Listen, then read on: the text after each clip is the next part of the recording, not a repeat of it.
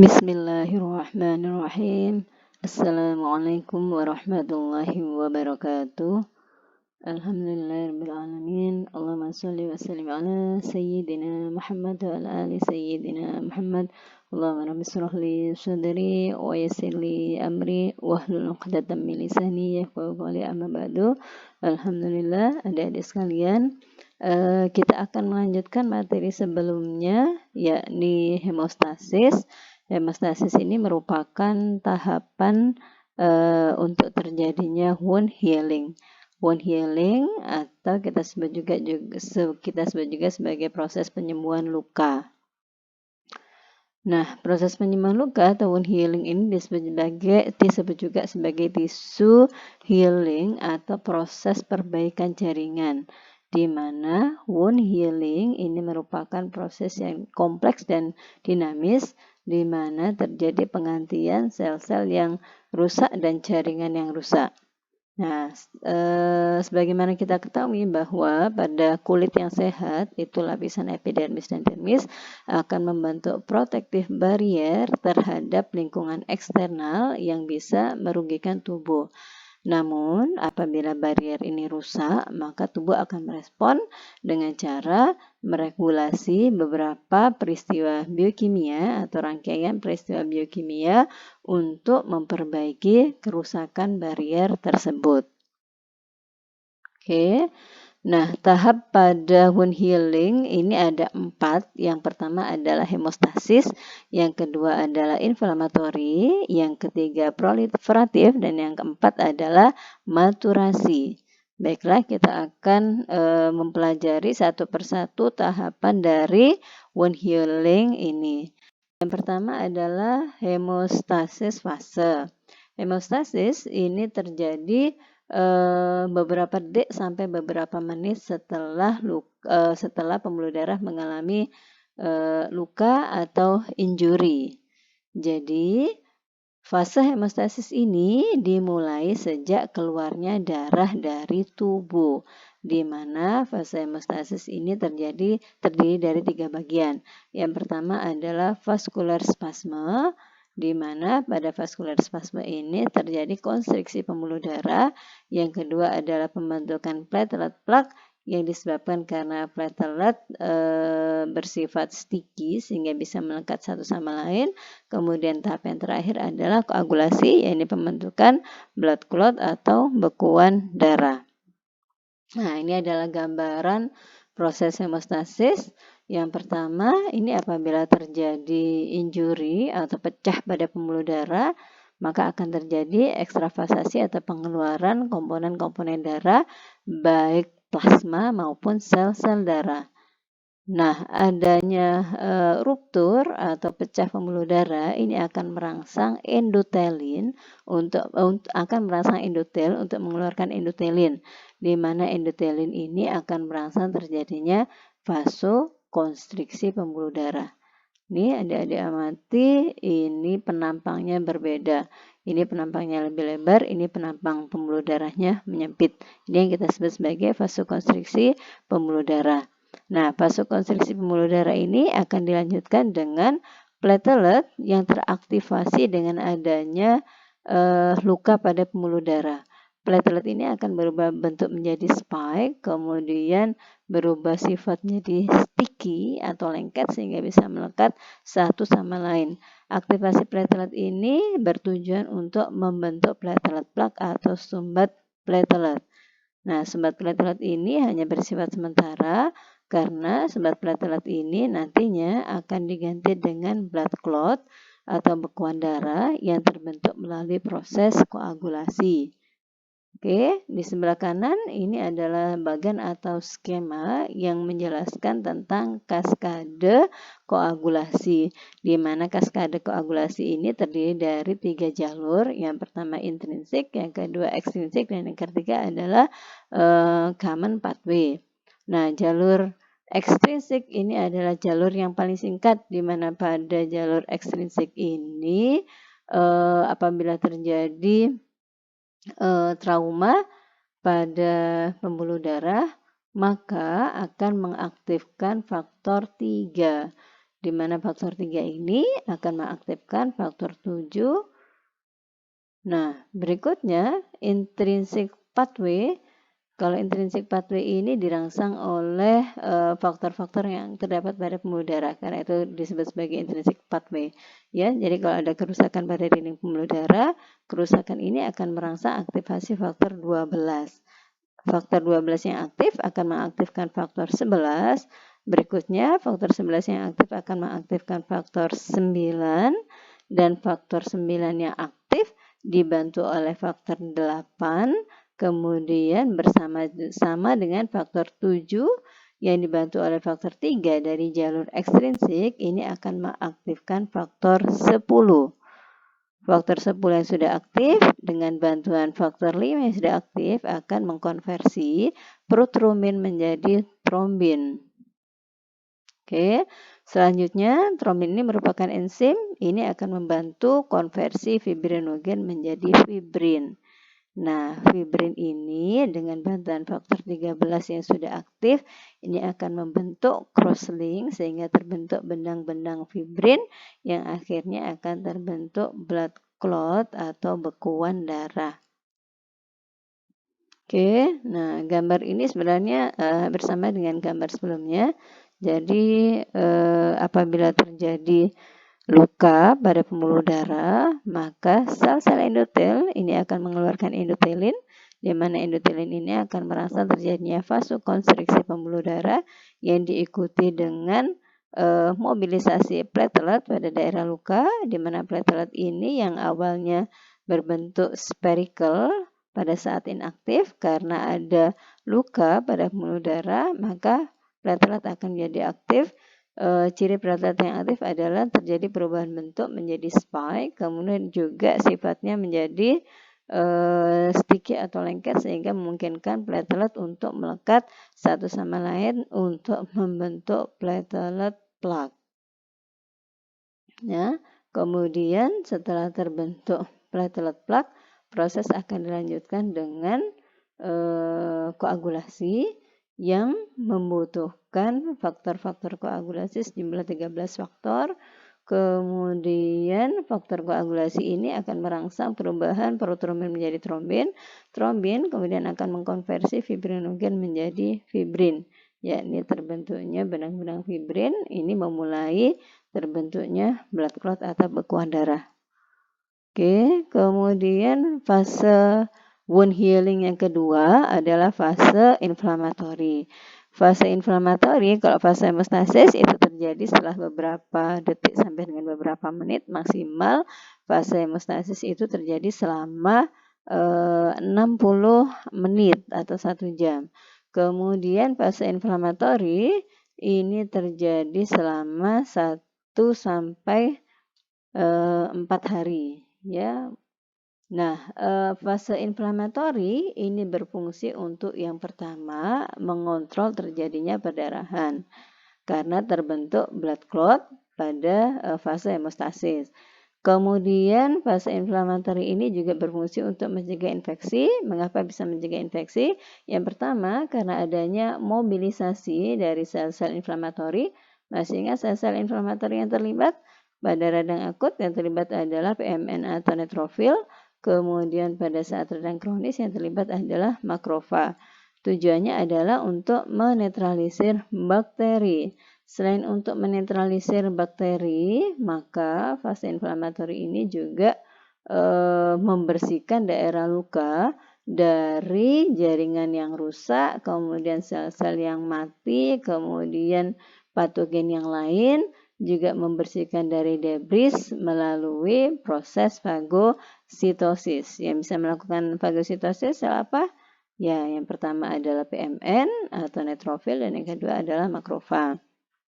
Nah, fase inflamatori ini sebenarnya dimulai pada saat terjadinya luka, maka akan merangsang pembuluh darah untuk mengeluarkan cairan transudasi atau transudat.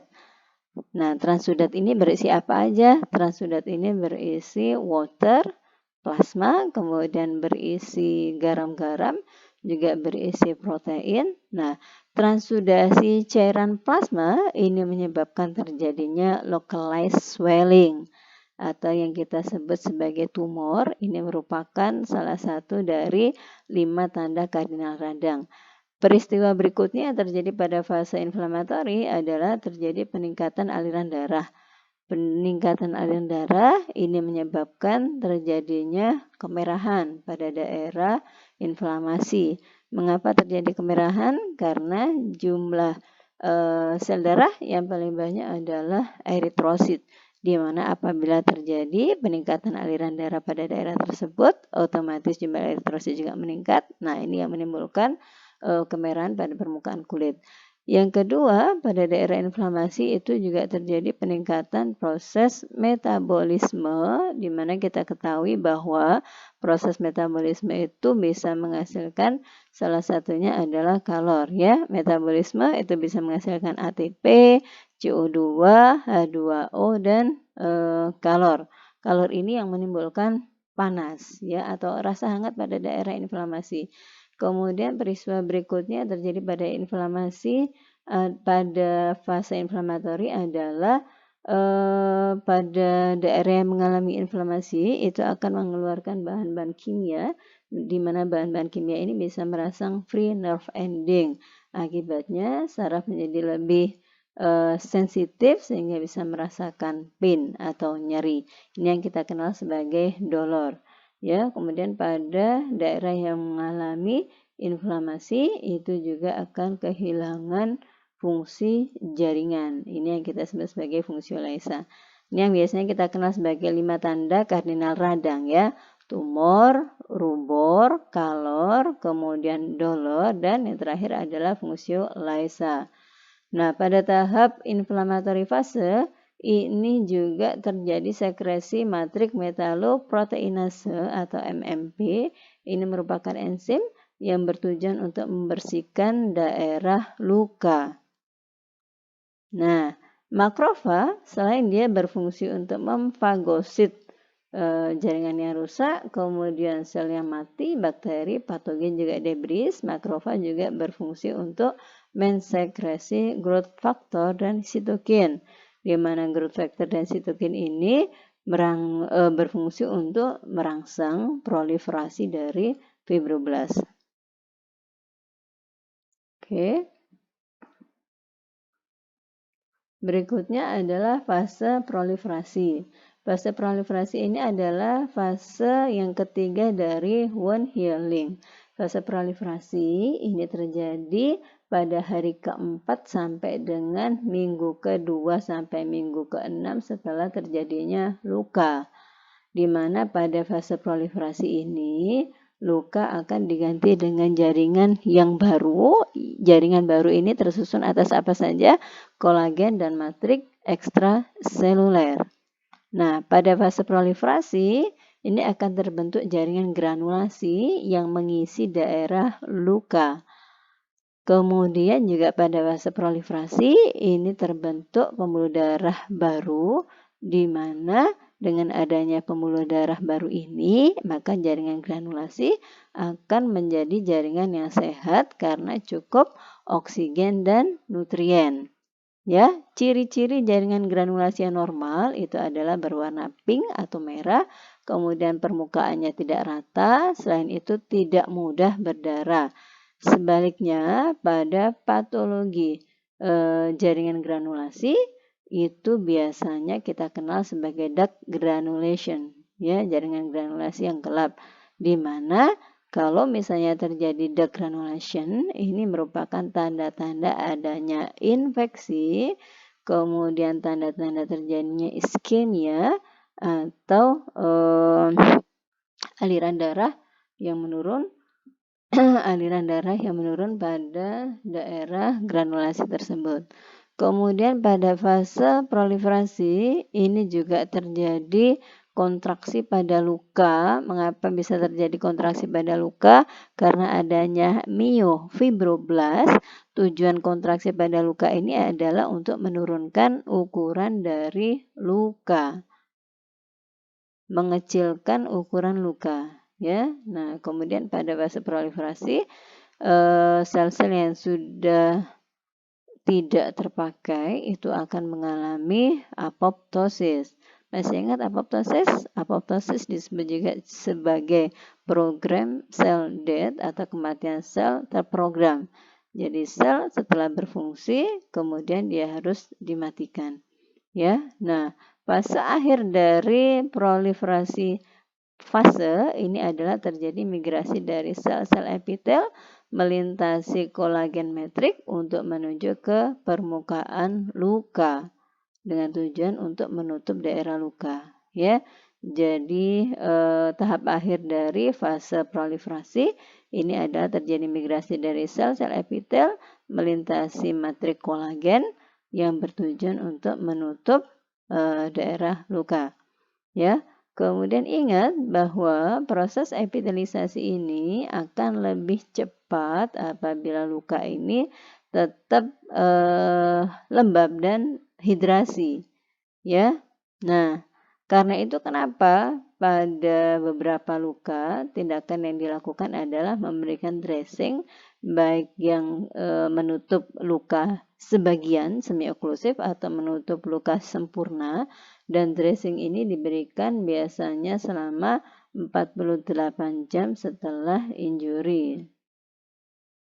Tujuannya untuk apa? Tujuan dari pemberian dressing ini adalah untuk mempertahankan kelembapan jaringan sehingga epitelisasi bisa terjadi secara optimal. Ya, jadi biasanya diberikan dressing pada daerah luka setelah 48 jam. Nah, dressing ini bertujuan untuk mempertahankan kelembapan jaringan sehingga proses epitelisasi pada daerah luka menjadi lebih optimal. Ya, nah kemudian fase yang keempat ini adalah fase maturasi. Fase maturasi ini disebut juga sebagai fase remodeling.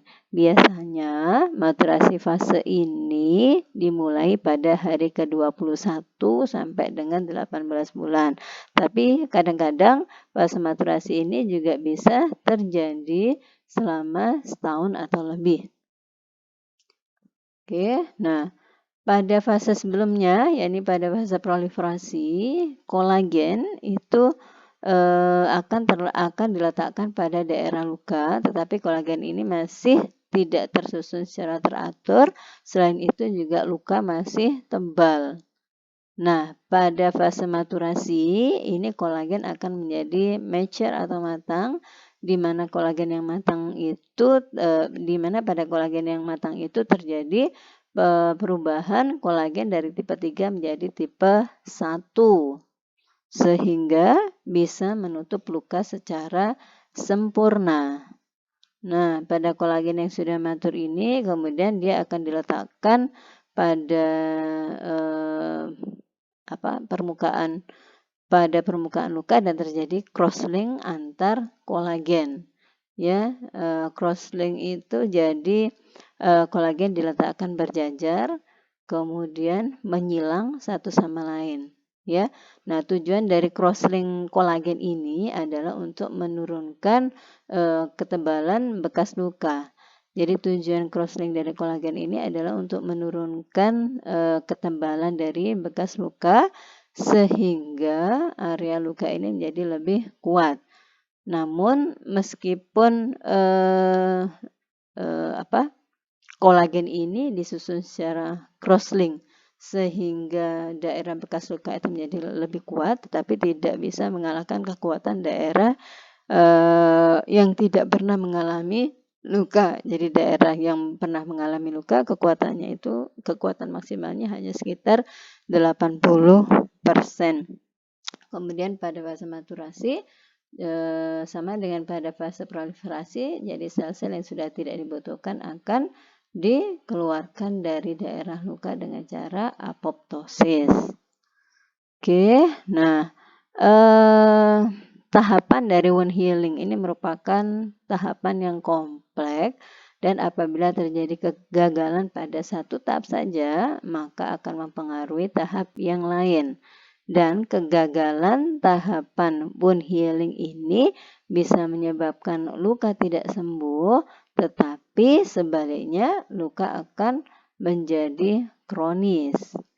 Nah, luka yang tidak sembuh atau menjadi kronis ini bisa disebabkan karena yang pertama adalah gangguan pada pembuluh darah, kemudian adanya infeksi, kemudian penyakit diabetes mellitus, kemudian juga bisa disebabkan karena metabolic defisiensi akibat proses menua.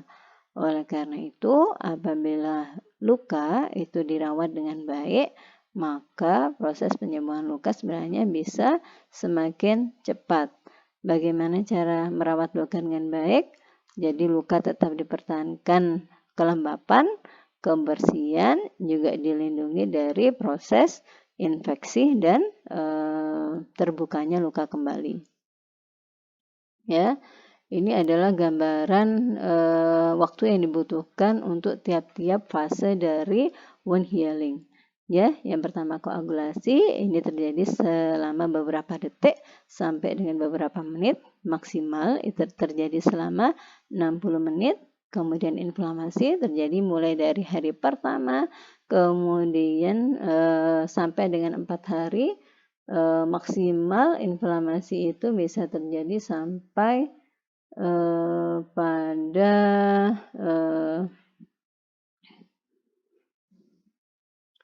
1 minggu, ya, 1 sampai 4 hari, tetapi maksimal bisa terjadi selama 1 minggu.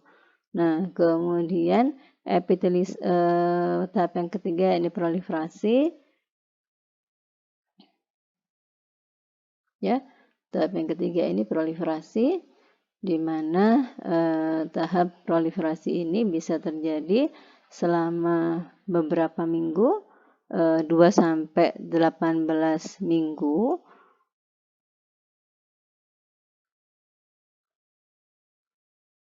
Kemudian yang terakhir ini adalah proses maturasi atau remodeling, dimulai dari minggu ke-18, bahkan kadang-kadang sampai dibutuhkan waktu 1 tahun atau lebih untuk proses maturasi atau remodeling.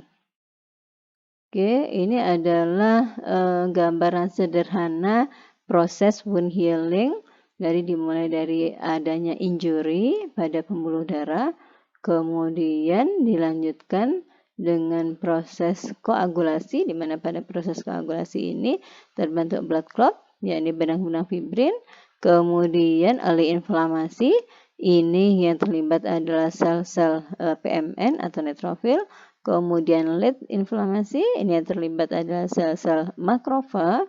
Kemudian dilanjutkan dengan proses proliferasi, kemudian berakhir dengan proses remodeling, di mana remodeling ini terjadi selama beberapa minggu sampai dengan beberapa bulan atau bahkan tahunan. Kemudian ini sebenarnya sama dengan bagian sebelumnya.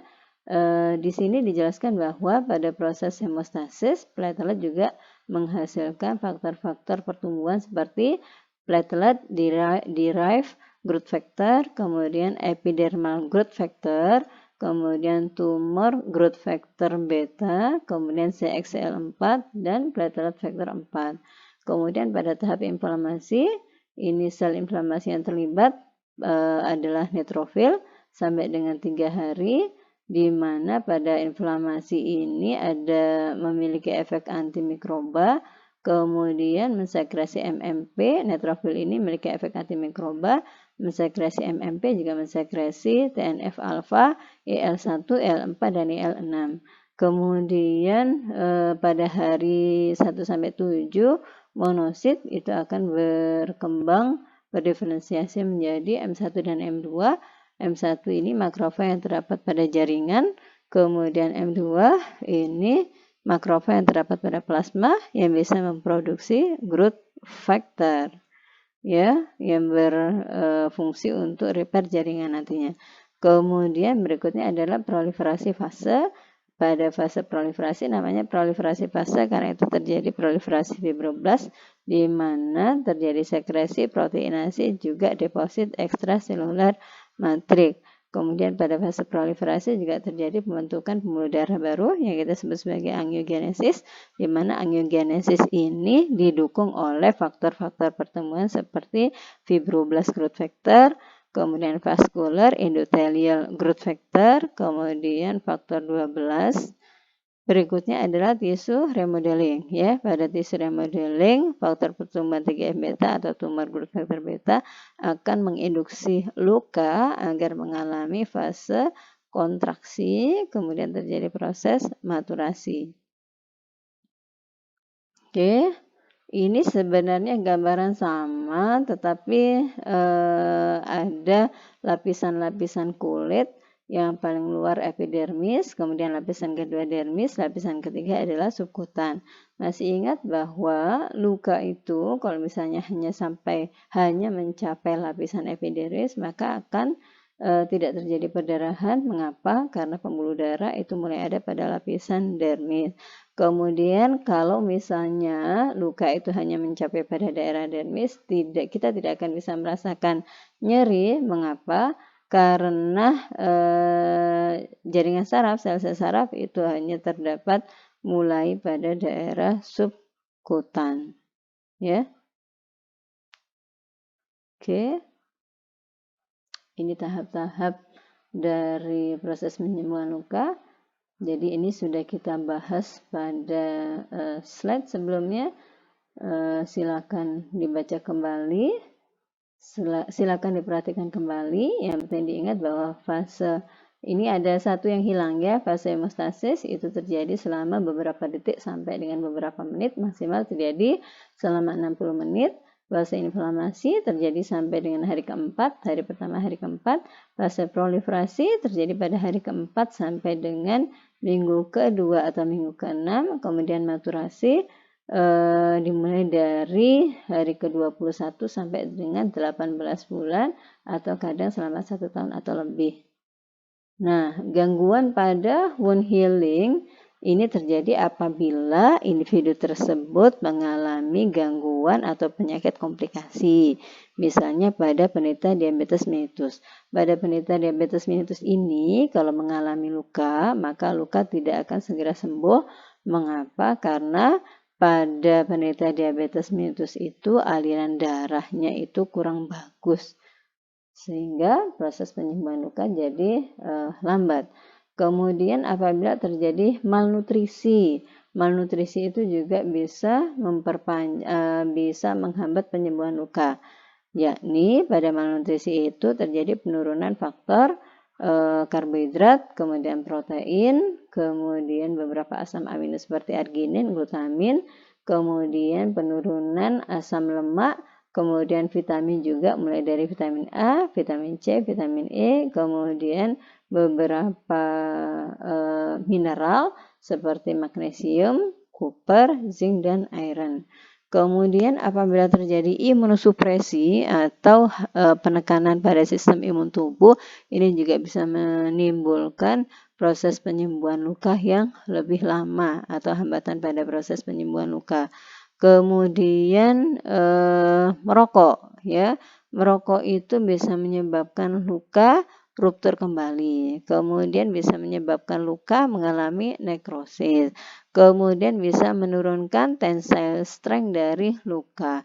Selain itu, smoking juga merangsang terjadinya infeksi. Kemudian proses menua. Proses menua ini juga bisa menyebabkan hambatan penyembuhan luka, di mana pada usia 60 tahun ke atas maka akan terjadi keterlambatan proses penyembuhan. Selain itu, alkohol ini juga bisa menghambat proses penyembuhan luka, di mana alkohol ini memiliki efek negatif terhadap proses reepitelisasi, kemudian menutupnya luka, kemudian produksi kolagen dan angiogenesis.